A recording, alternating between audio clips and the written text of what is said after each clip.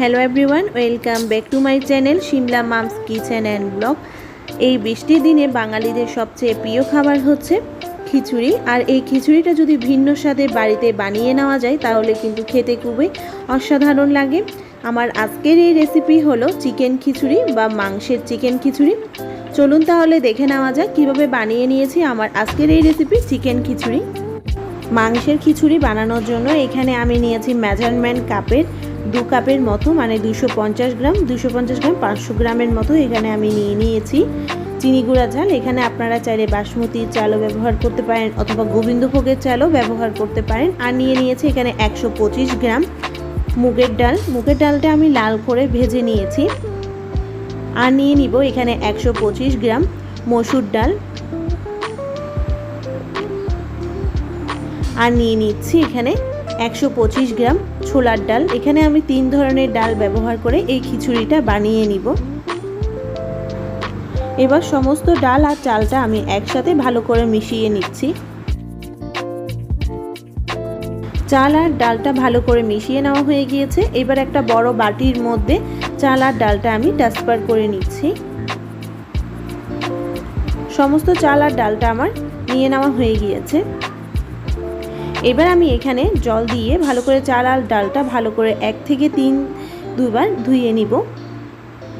ভালো করে চাল আর ডালটা ধুয়ে নিতে হবে, এতে করে কিন্তু ময়লা থাকে। তাই চাল আর ডালটা আপনারা জল দিয়ে হাত দিয়ে ভালো করে কষলিয়ে ধুয়ে নেবেন। চাল আর ডালটা ভালো করে ধুয়ে নেওয়া হয়ে গিয়েছে। এবার আমি পরিষ্কার আবারও জল দিয়ে চাল আর ডালটাকে আধ ঘন্টার জন্য ভিজিয়ে রাখবো। চলে আসলাম পরের স্টেপে। চুলাতে একটা প্যান বসিয়ে দিয়ে দিয়েছি মেজারমেন্ট কাপের 1 কাপ সরিষার তেল। আর নিয়ে নিলাম এখানে 2 টেবিল চামচ ঘি।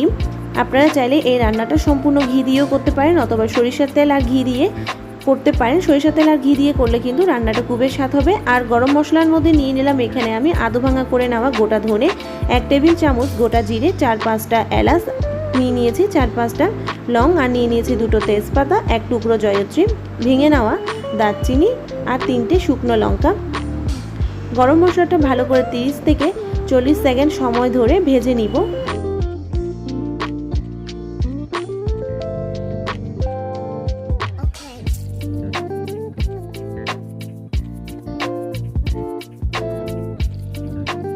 তিরিশ থেকে 40 সেকেন্ড সময় ধরে চুলার ফ্লেমটা মিডিয়াম আঁচে রেখে গরম মশলাটা ভালো করে ভেজে নিলাম। আর এখানের মধ্যে দিয়ে দিচ্ছি 2টো মিহি করে কুচি করে নেওয়া পেঁয়াজ।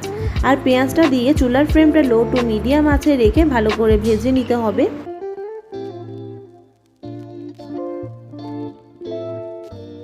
চুলার ফ্লেমটা লো টু মিডিয়াম আঁচে রেখে ভালো করে পেঁয়াজটা ভেজে নেওয়ার পর এর মধ্যে দিয়ে দিচ্ছি এখানে 1 কেজির মতো টুকরো করে কেটে নেওয়া মাংসটা আমি ভালো করে পরিষ্কার করে কেটে ধুয়ে এই মাংসটা এখানে ব্যবহার করছি। আর মাংসের পিসগুলো আমি একটু বড় করে কেটে নিয়েছি। আপনারা চাইলে মাংসের পিসগুলো যে কোনো ধরনের ছোট বা বড় করে কেটে নিতে পারেন। মাংসগুলো আমি 1 থেকে 2 মিনিট ভালো করে ভেজে নিব। ভালো করে মাংসটা ভেজে নেওয়ার পর 1 থেকে 2 মিনিট সময় ধরে মাংসটা ভালো করে কষিয়ে নিব। এবার আমি ঢাকনা দিয়ে দিয়েছি। 1 মিনিট পর ঢাকনাটা তুলে নিলাম। ভালো করে মাংসটা কষিয়ে নেওয়া হয়ে গিয়েছে। এরপর এর মধ্যে দিয়ে দিব এখানে আমি বাজার থেকে কিনে আনা টক দই। যদি আপনাদের ঘরে যদি নর্মাল টেম্পারেচারে রাখা টক দই থাকে তাহলে ব্যবহার করতে পারেন। সাথে সাথে ফ্রিজ থেকে বের করে কিন্তু টক দই ব্যবহার করবেন না, নর্মাল টেম্পারেচারে রেখে টক দই ব্যবহার করবেন। এখানে আমি 3 টেবিল চামচ টক দই দিয়েছি। আর এখানে আমি কোনো ধরনের জল ব্যবহার করব না। মাংস থেকে যে জল বেরিয়ে আসবে আর টক দই দেওয়ার কারণে এখান থেকে কিন্তু প্রচুর পরিমাণে জল বেরিয়ে আসবে, এতে কিন্তু মাংসটা ভালোভাবে কষিয়ে নেওয়া হয়ে যাবে। আবারও আমি ঢাকনা দিয়ে মিনিট 4 সময় ধরে কষিয়ে নিলাম। দেখুন মাংস থেকে কিন্তু বেশ পরিমাণে জল বেরিয়ে এসেছে। এখানে আমি এক্সট্রা করে কোনো জল ব্যবহার করিনি। টক দই আর মাংস থেকে যে পরিমাণ জল বেরিয়ে এসেছে এতে কিন্তু মাংসটা ভালোভাবে সেদ্ধ হয়ে গিয়েছে। আর দিয়ে দিলাম এখানে 1 টেবিল চামচ আদা বাটা, দিয়ে দিয়েছি 1.5 টেবিল চামচ রসুন বাটা।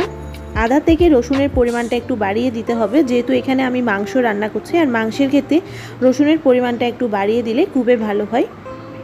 আদা রসুনটা ভালো করে আরও একবার 1 থেকে 2 মিনিট সময় ধরে কষিয়ে নিলাম। আর দিয়ে দিলাম এখানে 1 টেবিল চামচ হলুদের গুঁড়ো।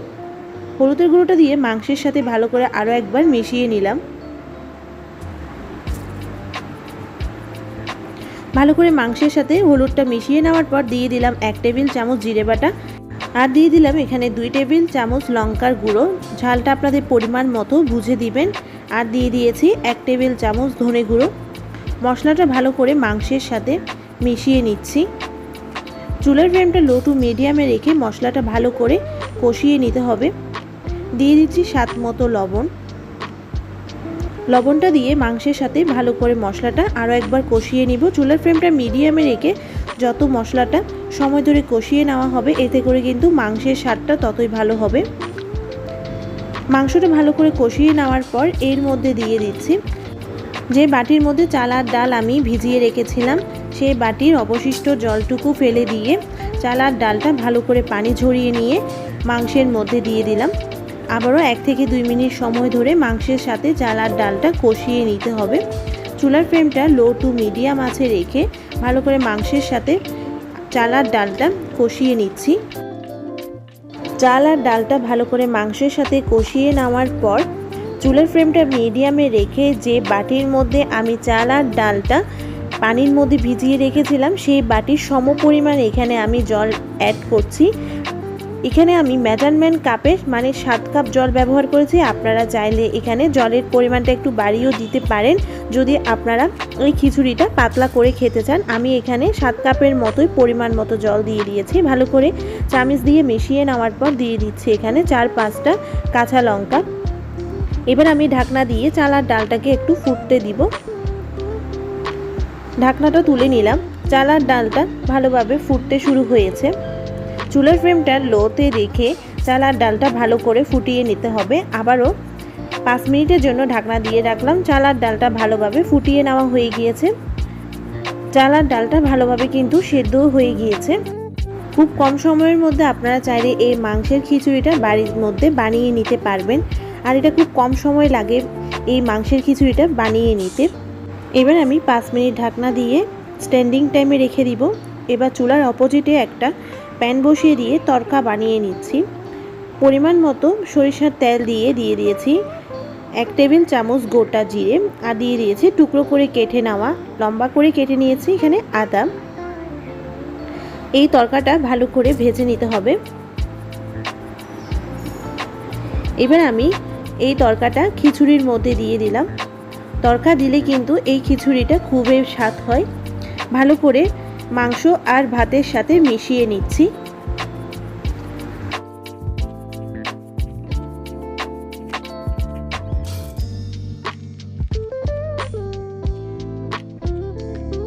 ভালো করে এই তড়কাটা খিচুড়ির সাথে মিশিয়ে নেওয়ার পর সবশেষে দিয়ে দিলাম ধনেপাতা কুচি।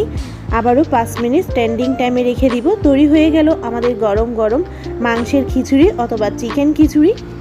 আমার আজকের এই সহজ চিকেন খিচুড়িটা আপনাদের কেমন লাগলো অবশ্যই কমেন্ট করে জানাবেন। অবশ্যই বাড়িতে একবার ট্রাই করে দেখবেন, আশা করছি আপনাদেরও খুবই ভালো লাগবে। এর আগেও আমি একটা খিচুড়ির রেসিপি আপনাদের সাথে শেয়ার করেছিলাম, সেটা চাইলে আপনারা আমার চ্যানেল থেকে দেখে নিতে পারেন, অথবা আমি ডেসক্রিপশন বক্সের মধ্যে দিয়ে দিব, ওখান থেকেও চাইলে আপনারা দেখে নিতে পারেন। আমার চ্যানেলে যদি নতুন ফ্রেন্ড হয়ে থাকেন আমার চ্যানেলটা অবশ্যই সাবস্ক্রাইব করবেন। পাশে থাকা বেল আইকনটি ক্লিক করে দিলে আমার নিত্য নতুন ভিডিওগুলো খুব তাড়াতাড়ি আপনাদের কাছে চলে যাবে। সবাই ভালো থাকবেন, সুস্থ থাকবেন। ধন্যবাদ।